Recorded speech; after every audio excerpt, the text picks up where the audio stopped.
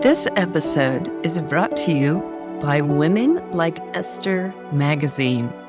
If you resonate with the restoration we discuss here, you will find a home in their pages. Link in the show notes. Thank you so much, Women Like Esther Magazine, for joining Beholder Beauty as one of our sponsors. Welcome back. Today, we're joined by Jennifer Dix-Lee, author of the new book and Bible study, How to Love Your Morning, Faith-Filled Habits to Build a Life of Joy and Purpose, One Day at a Time. She has studied over 200 mornings in Scripture to prove that even if you feel allergic to the early hours, you are a morning person in God's eyes. Jennifer, welcome to the show. Thanks for having me again. It's so nice to see you.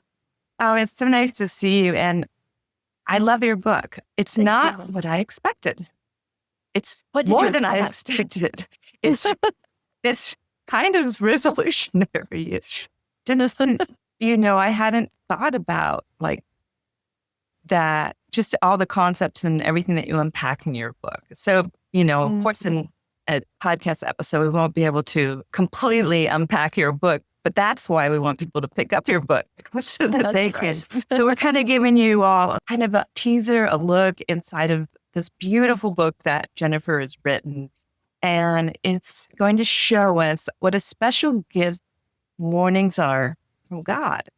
And so thank you for that. And then we're going to start with a bold claim that you make in the book. And you say that everyone is a morning person.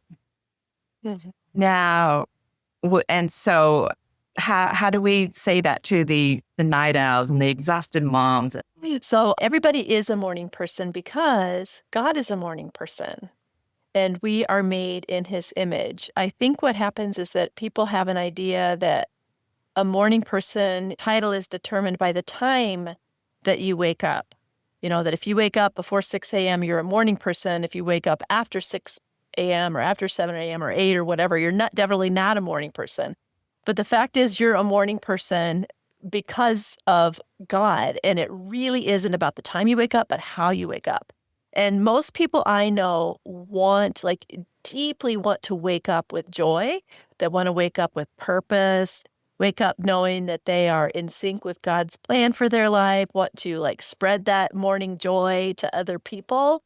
And if those things are the kinds of things that you want, then you're a morning person. Even if you work the night shift, even if your mornings are chaotic, and most of our mornings are, even if you are a night owl, even if you generally consider yourself allergic to mornings. I think a lot of people assume they aren't morning people because we see on Instagram and TikTok morning routines of other people.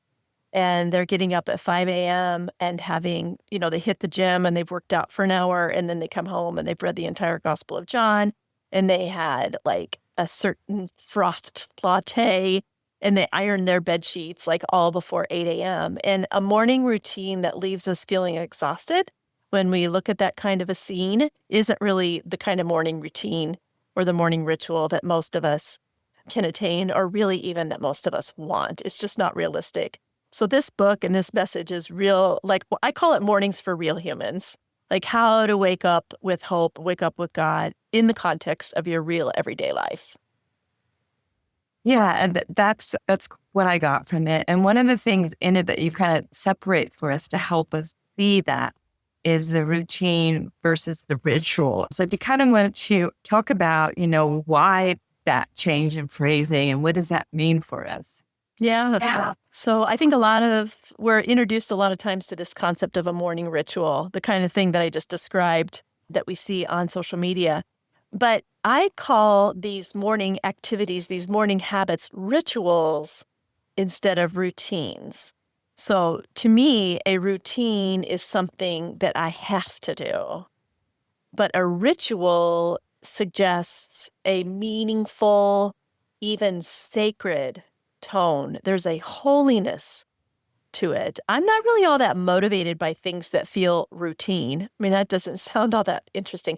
But I am motivated to wake up to a sacred ritual that draws me into the hope and joy of Christ. So, for example, when I wake up in the morning, my ritual is that, like Mother Teresa did, I say, "Good morning, Jesus." And I may remark about the fact that I have a lot of things on my agenda, but that I want to pass these along to God and to pass my burdens along to God. I may do a breath prayer like "In Christ alone" as I inhale, and then exhale, "My hope is found." Then after that piece of my ritual, I go to the kitchen and get my coffee. And that is my coffee ritual. It is not a routine. Like, even the making of coffee can feel like a ritualistic, sacred thing. I love it. I love thinking about the warmth, what that's going to lead me to, which is my Bible and my prayer time. So all of these things, they seem just like these ordinary, simple ways of being and doing. But when they are imbued with the sacredness of ritual, like a lighting of a candle, the pouring of a cup, these simple things, it feels almost liturgical. It feels sacred, and it feels holy, and it makes a difference. It helps you look forward to your morning rather than like regret having to wake up. Yes, and once I read that and started thinking about that, because sometimes certain activities in the morning can seem more like a chore or like something like when you said that you have to do. But if you look at it more as something you get to do and something sacred that leads one to the next, to the next, to the next, and emboldened to this beautiful morning, then in a sense, I guess, a posture, kind of in a sense. And then you write, which is fascinating, that you study there's 200 mornings in the Bible. So let's talk about that for a moment. And then also, which is the one discovery that completely blew your mind? Yes. So when I started writing this book in trying to think through how to help women have healthier morning rituals and habits, my inclination as a Bible teacher and a student of the Bible is to go see what God had to say about it instead of coming to things with preconceived ideas. So I did. And I discovered that there are more than 200 mornings mentioned in Scripture. Some of them are time stamps, like the very next morning, XYZ happened. But quite often they're significant. They are like God's special time for delivering a message or having you do something in obedience. You can look to the life of Moses, Abraham, Joshua, Jacob. Many things are happening in those first minutes, those first moments of a day. Some of those things are hard things, like taking your son Isaac up a mountain, like taking stone tablets back up a mountain, like really like marching around a city called Jericho. The crucifixion happened on a morning, the hardest morning ever. But then there were these glorious mornings like resurrection morning, right? Or after Jesus rose from the grave, he could have done a lot of things and met with a lot of people. And during that time of his rising, but one of the first things he did, or in those days following, is that he went to a beach and made breakfast one morning for his buddies. And I find this so remarkable. Like these stories, some of the most impactful stories and significant stories happen on the backdrop of a morning. Then I think that you had asked like something that feels like it was significant for me, or one that completely blew my mind. It is that the very first thing that God made on earth was a morning when he said, "Let there be light." Like, I mean, he knew that we needed to operate by the light of day. And he said, "I'm going to make a new day." And we see these real mornings like that, but then we see these metaphorical ones. And we know these verses, we've clung to them for maybe our whole lives, that weeping may last through the night, but joy comes in the morning, that his mercies are new every morning. You know, when the author of Lamentations wrote those words, that his mercies are new every morning, he was writing those words on the backdrop of a really difficult time in history. Jerusalem was in ruins. Families had been separated. There was hunger. There was great despair. And even in the midst of that, the writer of Lamentations, which is by definition a funeral song, is able to say, you know what, God is faithful and his mercies are here right now, and they're going to be here for us every single morning. So there's just so much to unpack. I was able to write a Bible study about all of the mornings too. So I found some of those ones that are maybe a little bit more obvious, but also some that are pretty remarkable and maybe unexpected. That's what I was loving about when I say your book was not exactly what I expected, because I didn't know the impact of the mornings. And I loved reading that, like, that God made light first, and that he didn't make it for us. He made it, for him, he made it for us, his That's right. And that it's not a one-time thing, it's an everyday thing, but it's also what you point out in your book, which is so beautiful. We're kind of jumping all the way to the end, is that in heaven, it will be our morning, will be morning forever. And so that's why mornings are so important. And perhaps learning to live them now is kind of like a preparation for later on. That's so good. Yeah, it says that Jesus is the bright morning star. How cool is that? Like, it's baked into who he is as a person.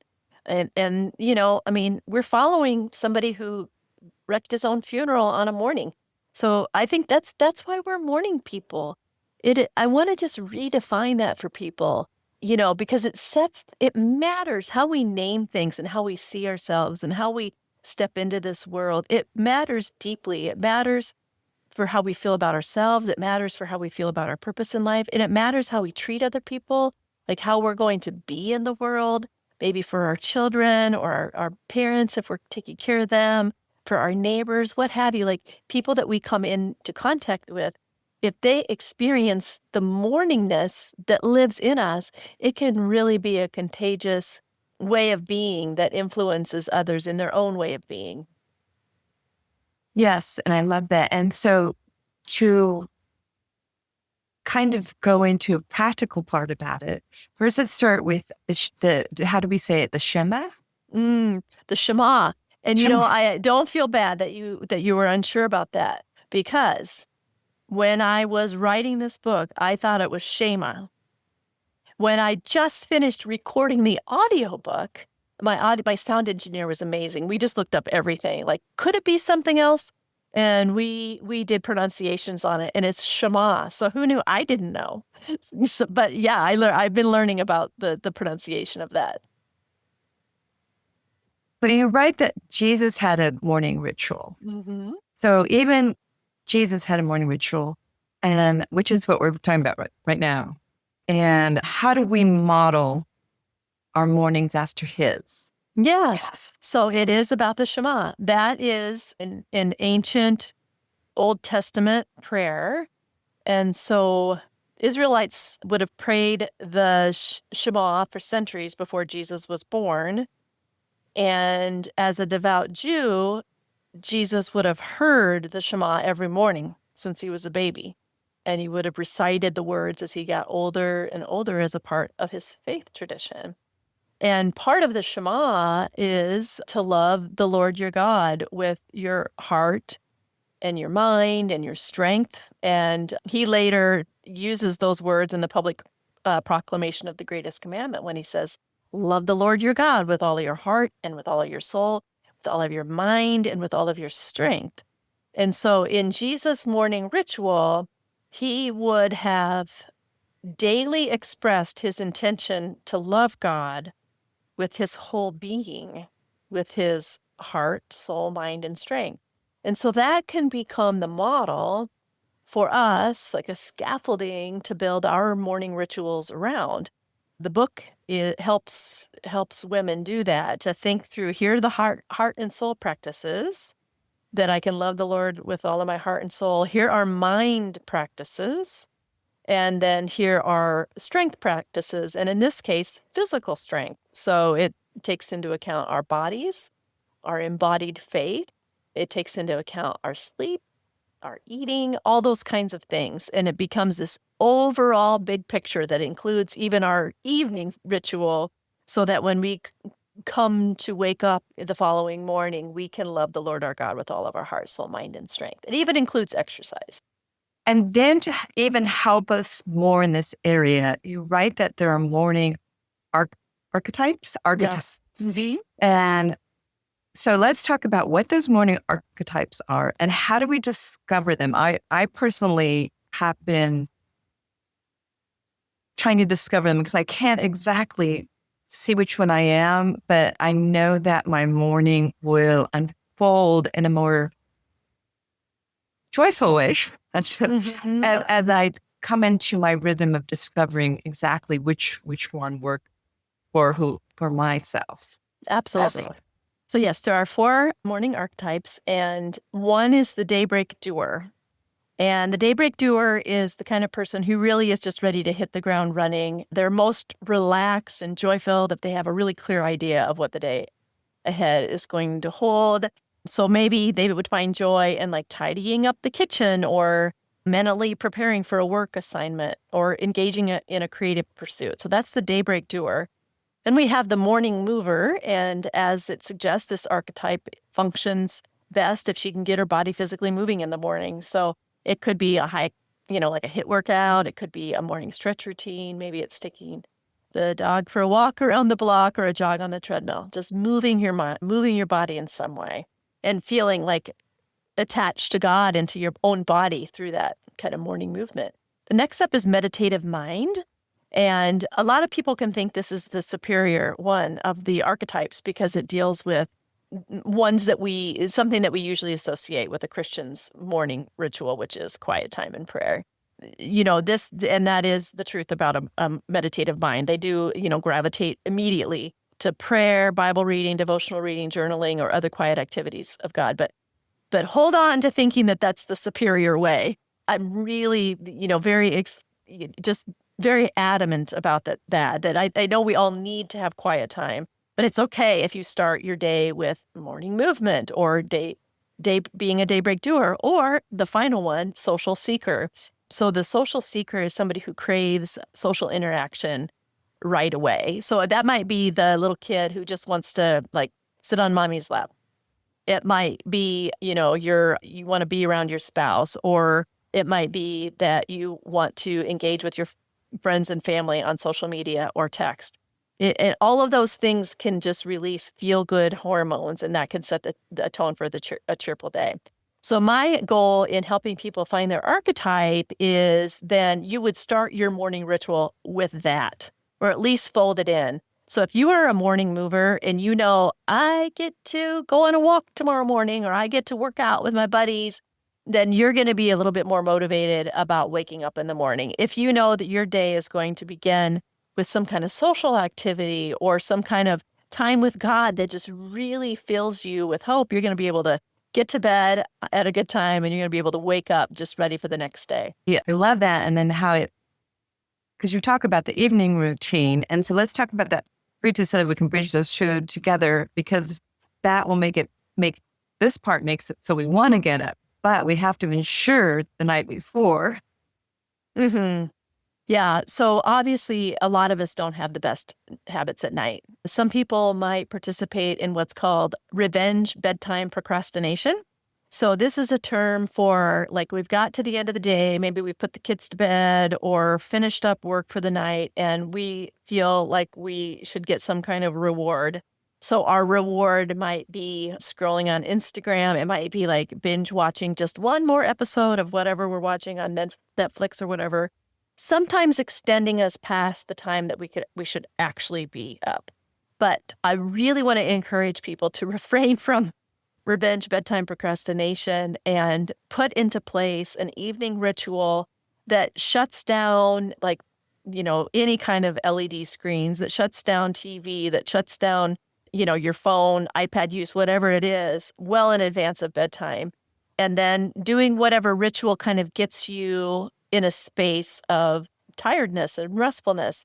So that could be, reading a nightly devotion. It could be, washing your face, taking care of those kinds of things. Again, a ritual, not just a routine, but a real ritual. Maybe it's having like a small mug of chamomile tea, something like that. I know for me, when I do those things and I moisturize my face, I brush my hair, I put my cozy jammies on, and then I slip into bed, And then I like to read just a few pages from whatever novel I'm reading at the time.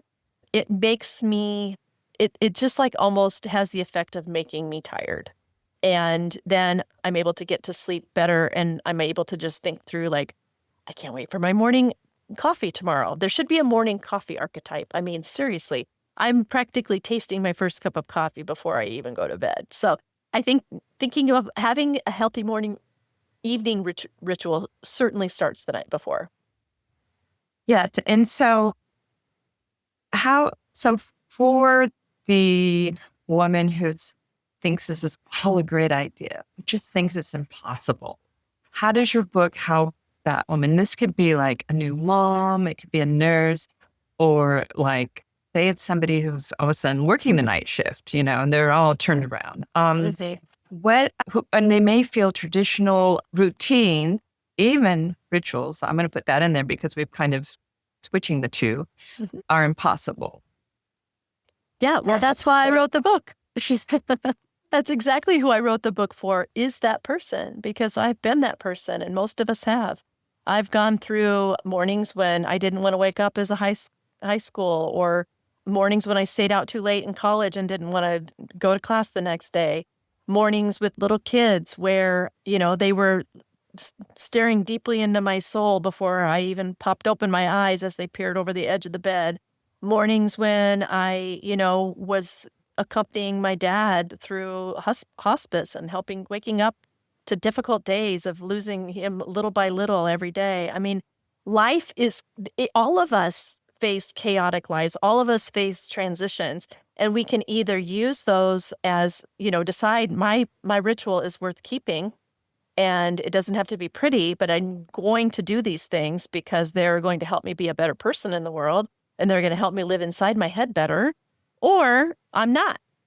And I am pitching out that this is a way to improve your whole life and improve your morning and your day, and thus your life. The thing is, everybody already has a morning routine. It's just one that they don't probably really want or deserve. So your routine might be that you wake up with worry, you're weighed down by work or family crisis. Maybe your routine is that I always wake up tired. And maybe your routine is I'm going to stay up as late as possible. And then your routine becomes I'm going to be really stressed out because I'm already running behind the next day. So those behaviors all become a part of your morning routine. We all have one already, but it's just not the one you want or deserve. And so one of my goals with this book is to take those unhealthy routines and turn them into healthier, doable rituals. So it is not adding a bunch of new to-dos onto a person. It's replacing bad habits, unhealthy habits with good ones.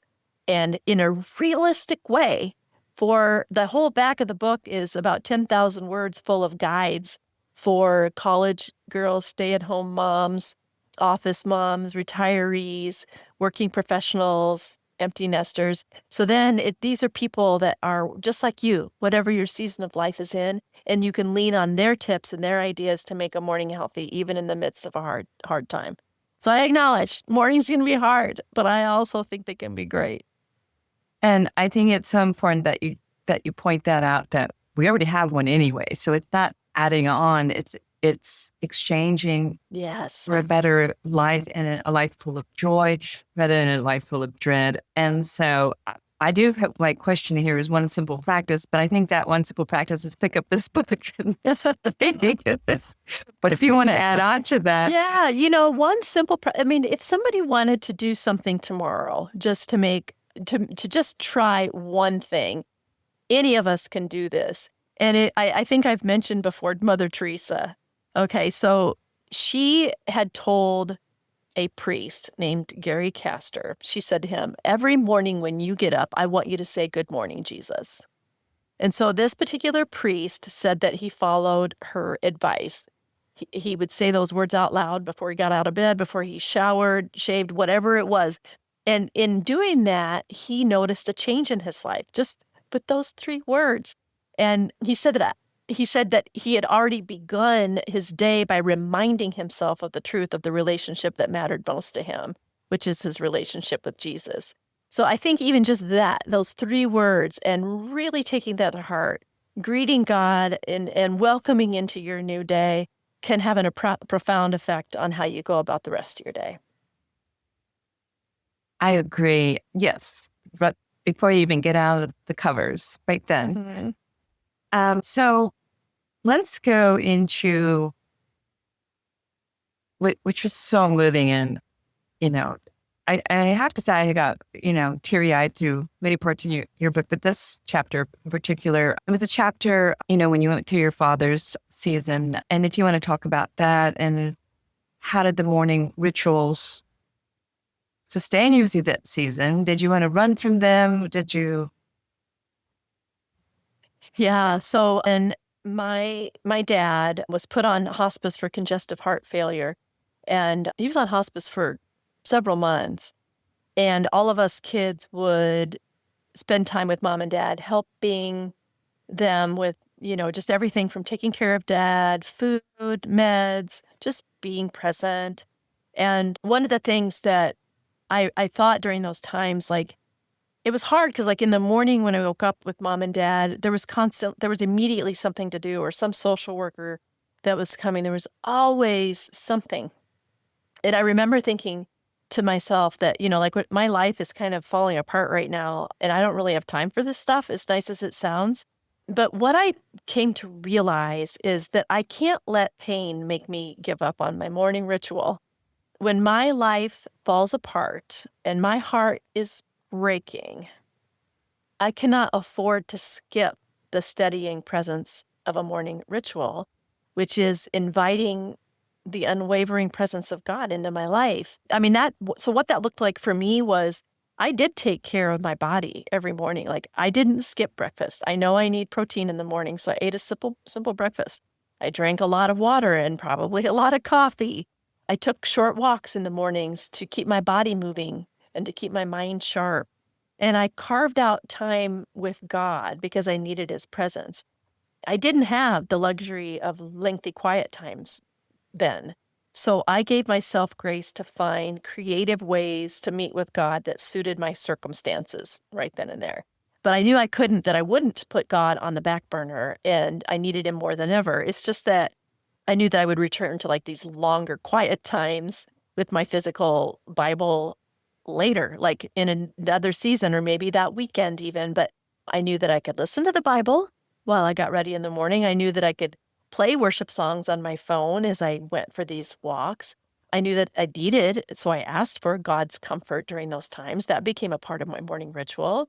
I reminded myself of his provision and my need of him. And I leaned on the Holy Spirit to help me make decisions that were going to help not only myself, but my parents. So we're all going to find ourselves in these situations where something happens that we didn't see coming. And in those moments, it might be like, I don't know if I got time for this. But that's when you need it most. When we just can't afford to wait for, like, perfect conditions to choose hope every morning. I couldn't afford to wait for, like, an ideal set of circumstances to meet with God upon waking. And so for our listeners out there, and somebody's walking in their own dark season or an uncertain time right now, what would you like to say to them, Jennifer? Yeah, I mean, I think about the words of the psalmist that weeping may last through the night, but joy comes in the morning. And some mornings won't feel joyful. Some mornings will feel full of grief and hard decisions and unexpected news that is suddenly pinging on your phone before you even have a chance to put your feet on the floor. And I think that, you know, I I'm so grateful that we have a Savior who shows us how to choose hope and joy and to choose following the Father no matter what. I mean, the crucifixion is like the most devastating morning we'll ever know. And he put himself in that position in a form of obedience. So it can look like mornings are just excruciating, the way that Jesus surely must have felt on the cross that morning. But we're moving our way ever toward another morning a forever morning that began for us in that garden when Jesus rose. And that's the morning that we hang on to, because that's a promise. That's not just a story in the scriptures. That is like what we're pinning our whole lives on and our whole belief systems on, and just hanging on to that joy will come in the morning. And maybe it doesn't feel like it yet, but he is coming and he is here. And we have that hope with him forever and ever. You have a beautiful illustration of that in your book. And it's your father would say that he was overwhelmed. And, Yeah. Usually I think of overwhelmed as something in the negative form. But through you, I've learned to see that overwhelm is also a beautiful thing. And then, so let's talk about that. And then also bring it to the garden. And then also how we bring it to what we're talking about right now, where we can choose to see that every day. Yeah, so my dad loved that word, overwhelming, and he would say it for things that he thought were pretty cool, like a great steak or a fun afternoon fishing or Dairy Queen Snickers Blizzard. I mean, everything was overwhelming if he loved it.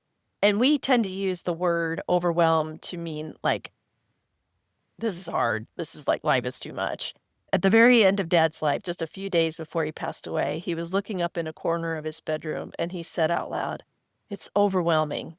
And I said, "Dad, is it overwhelming in a good way or is it overwhelming in a bad way?" Because, life on hospice is no picnic. And he could have easily said overwhelming in a bad way.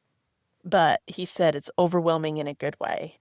And in my way of thinking, my heavenly Father was giving my earthly father a little bit of hint of heaven, a little bit of like, that he is overwhelmingly kind, overwhelmingly good, overwhelmingly faithful, like a bit of heaven on earth.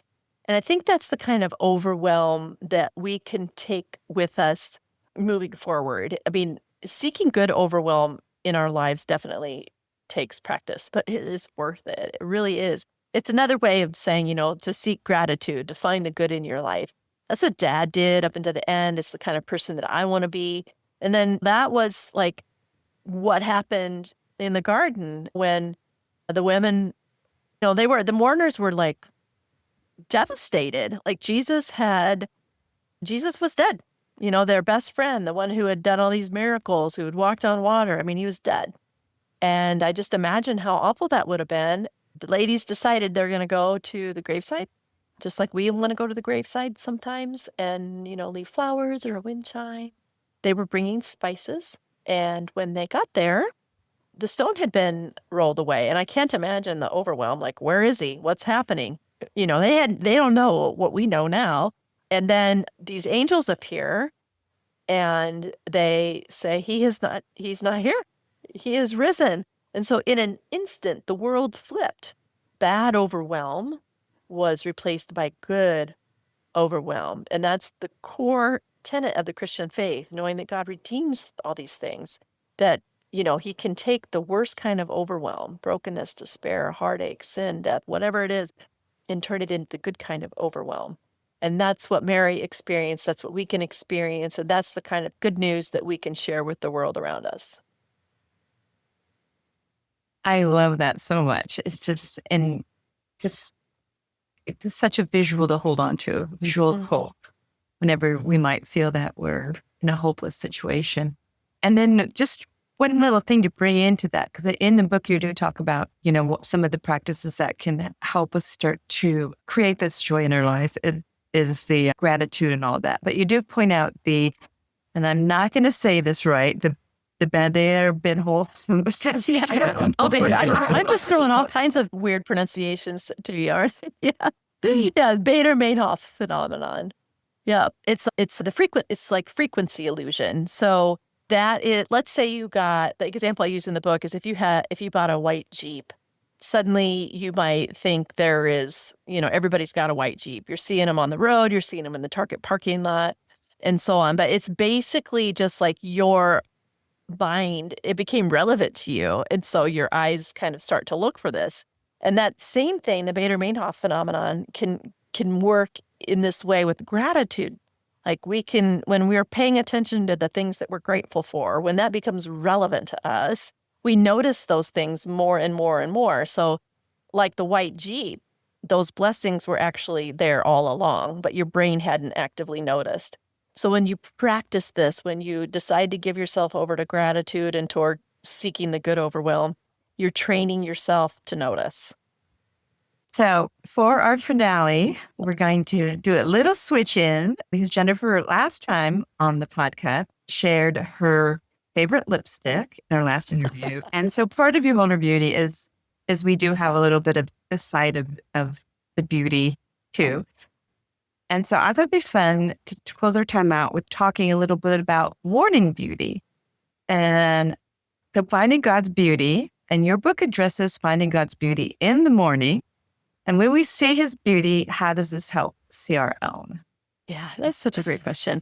Well, I think when we see that God makes beautiful things in the world, we come to a deeper appreciation that we are among those beautiful things that he has created. And when we look outside and see a beautiful sunrise and know that it's unrepeatable, it's one of a kind, we'll never see another one exactly like that again, we appreciate his creativity and his thoughtfulness to make that beauty so specific, so particular. Well, the same is true when we look in the mirror. Even if you don't feel like a Disney princess that bounds out of bed and your hair is sticking up in 7 different directions, God has created something really beautiful in you. And I mean, that's so remarkable. I think to keep that in mind all of the time as we age, things kind of look different in the mirror, as things feel different as we step out of bed, the older we get as well, like seeing these things as beauty, seeing even those things that feel like aging as beauty, as markers of the work that God has done in our lives and through us. Like every wrinkle is earned, kind of a way of looking at the world and looking at ourselves. And so I love that because I'm aging. No, I love that. So what is a top tip for morning self-care beauty? So we've kind of put in, with the coffee, we've got our coffee, we've got our quiet time, we've got our workout time, but we can't deny that there is that moment where we need to do a little bit of beauty time. Well, I was actually going to say it is the exercise, because whether it is a stretch routine or a walk around the block or a more serious, like big hit workout or something, you get your blood flowing and like it creates a glow, shall I say. You know what I mean? Like when you get your blood pumping and your body comes alive and it's just filled with a new kind of energy.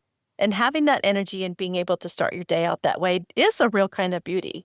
I don't feel especially beautiful when I do my, 5:30 a.m. workouts. And our coach has this habit of literally taking our photographs and putting them on Facebook because she wants other women to see, like, we don't have to look, beautiful by the world standards, that we can just be women are in our 40s and 50s that are able to do these exercises and that we're just showing up and other people can too. And I think that's a certain kind of subversive beauty that I think is highly underrated. It's not a kind of beauty that can be, found with my favorite lipstick, which I still stand by it. I love my bright lipstick. But it's another kind of beauty that is just more natural, that God like produces those endorphins and that energy and that blood flowing through our bodies that creates a natural glow. And in a sense, that is like if we're going to think about a painting, that would be the canvas. We're preparing the canvas, which is the body, through exercise and through eating right and through our spiritual practices, all creates this the canvas. And so if you have a routine on top of that, or maybe a beauty ritual on top of that, which like you talked about before, washing your face or that sort of thing, it would just be kind of an add-on, I guess. Absolutely. And then what do you say to the woman who is having a hard time seeing her own beauty today? Well, go take a look at the sunrise tomorrow. Same thing, those unrepeatable sunrises that speak to God's creativity and what he's capable of. And if he chooses to do that every morning with the world, with the sky, imagine what he wants to for you to notice in your own self. He went through a lot of, creative specificity when he created each one of us. And I think to recognize that and to know that we are fearfully and wonderfully made, not just as babies, but like as we get older and go through the stages of life, that we are still fearfully and wonderfully made. That doesn't like get reversed. That is a part of our story for our whole lives as we are made in his image.